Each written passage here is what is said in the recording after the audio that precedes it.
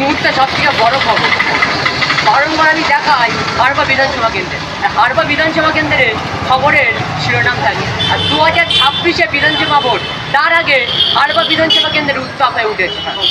হাজী নুরুল ইসলামের ছেলে শেখ নজরুল ইসলাম তিনি বলেছিলেন আইএসএফের হয়ে কোনো লোক নাই, কিন্তু দিকে দিকে আইএসএফে যোগদান দিচ্ছে। তাই নিয়ে আইএসএফের হারবা বিধানসভা কেন্দ্রের আইএসএফের অবজারভার অ্যাডভোকেট পিয়ারুল ইসলাম মহাশয় তিনি কি বলছেন শোনাবো আপনাদেরকে। হারোয়া বিধানসভা, কারণ আমরা দেখেছিলাম যে উপনির্বাচন ভোটে আইএসএফের পক্ষ থেকে কিন্তু ভালো একটা ভোট পেয়েছিল আইএসএফ। সেক্ষেত্রে ভাঙড়ে তো আপনারা বলছেন অস্বস্তির দিকে জিতবে, তাহলে কি সেক্ষেত্রে হারোয়া বিধানসভা 26-এর জেতার সম্ভাবনা রয়েছে?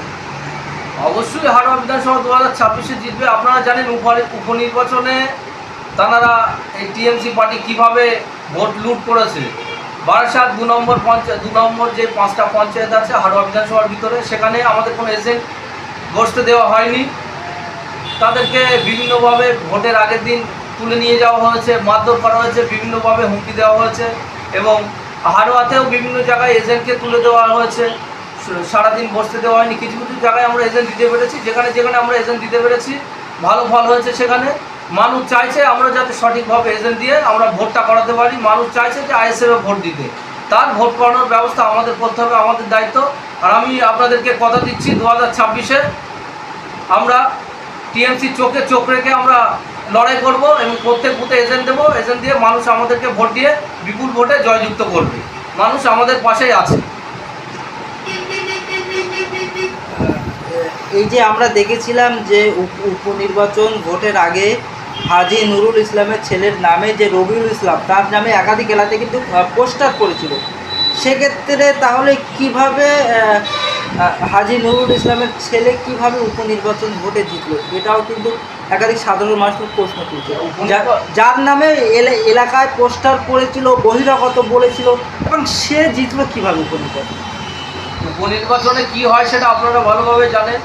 ম্যাক্সিমামটা শাসক দল, যেখানে রুলিং পার্টি যারা জিতে থাকে তারাই উপনির্বাচনে যেতে।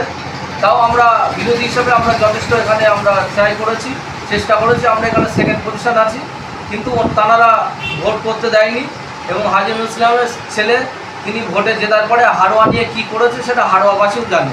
হারোয়ার কী উন্নয়ন করেছে, হারোয়ার হসপিটাল নিয়ে নাকি ওনার বাবার শেষ ইচ্ছা ছিল হারোয়া হসপিটালটা উন্নতি করার, বিল্ডিং করার, খুব ভালো পরিকাঠামো ব্যবস্থা করার। কী করেছে?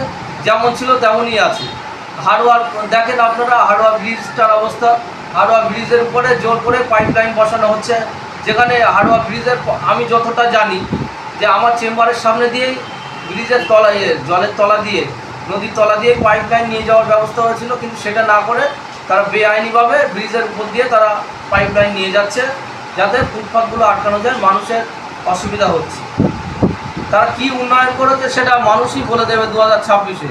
আর এই কিছুদিন আগে দেগঙ্গাতে আপনারা দেখেছেন, দেগঙ্গাতে যে জলকার কালিয়ানি বিল নিয়ে ঝামেলা, বিভিন্ন টাকা পয়সা টিএমসি নেতারা খাচ্ছে, পোস্টার করছে, এমএলএর নামে পোস্টার করছে।